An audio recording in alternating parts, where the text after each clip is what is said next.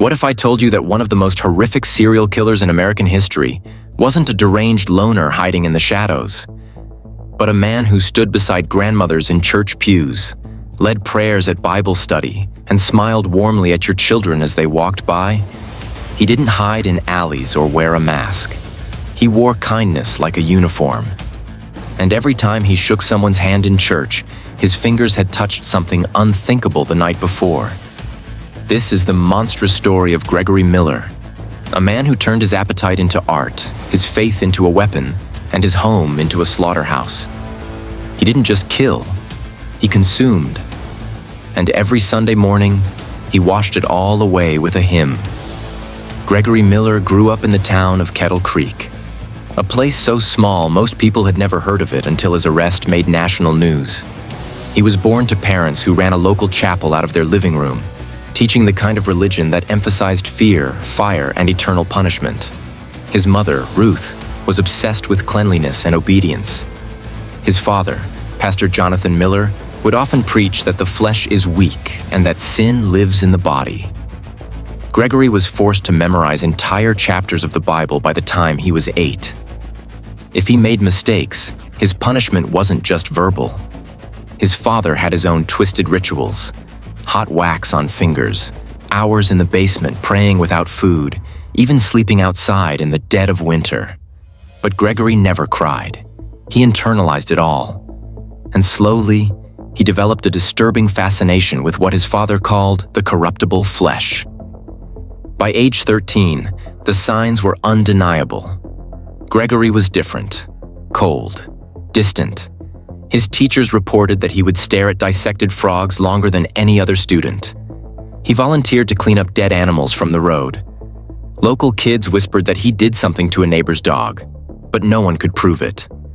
Gregory kept a journal filled with anatomical sketches of humans, not just bones and muscles. He labeled cuts of meat. When his mother found one of his drawings showing a smiling man cooking a human arm on a grill, she slapped him and burned the notebook. But it was too late. The seed had already been planted. His first confirmed kill didn't happen until years later.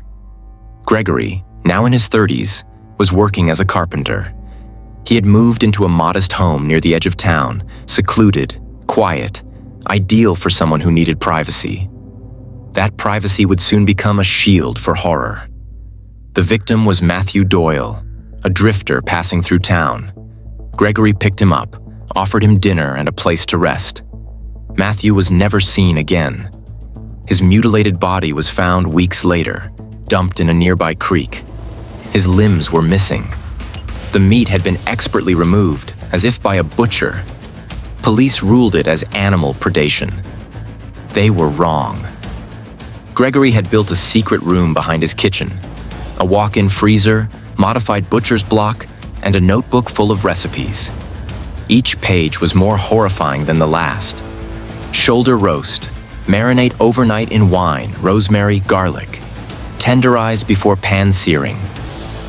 Liver, slice thin, soak in milk, pair with onions and red wine reduction. He recorded every detail, from texture to flavor. He referred to his victims not by name, but by number. Specimen number 3 was his favorite, according to one entry. He didn't see his acts as evil. In his mind, he was elevating the human experience. Consuming the body was an act of domination, purification, worship. His process became ritual. The victims were always vulnerable, transients, addicts, runaways, people the world ignored. He would lure them in with warmth and hospitality, feed them, talk to them. Sometimes he even prayed with them. And then, once they fell asleep from the spiked drink, he would begin. Bound, prepped, cleaned. He often spoke to them during the act, whispered prayers, recited scripture, and when it was over, he stored the cuts carefully, labeled and sealed. The rest? Buried or burned. And yet, as unimaginable as his nights were, his mornings were just as unbelievable. Gregory never missed a single Sunday service. He was a deacon. He passed the offering plate. He hugged children. And when communion was served, he took it with solemn grace. The irony? He had taken part in a far darker communion just hours before. It took over a decade for police to catch him. His downfall came in the form of a college student named Daniel Reeves, who had been hitchhiking cross-country. He messaged his sister a GPS pin and a text. "Nice guy named Greg picked me up. Looks like a church dude." That message saved lives. Within days, police traced it to Gregory's address. When they arrived, he was calm, cooperated, let them in. But nothing could prepare them for what they found. His defense tried for an insanity plea, but failed. The jury deliberated less than 3 hours. Gregory Miller was sentenced to life without parole. But the damage was done. Investigators believe the true victim count is at least 17. Only 9 bodies were ever identified. To this day, the town of Kettle Creek has never fully recovered. The church was scrubbed clean, the pews replaced, but the whispers remain.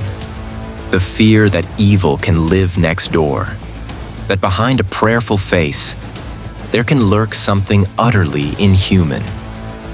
Gregory Miller wasn't a monster in the woods. He was a monster in the choir.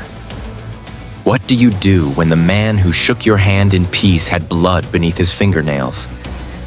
When the man who bowed his head in prayer had a freezer full of body parts? Gregory Miller is a name the world will never forget. Because some killers don't hide in darkness. They walk proudly in the light.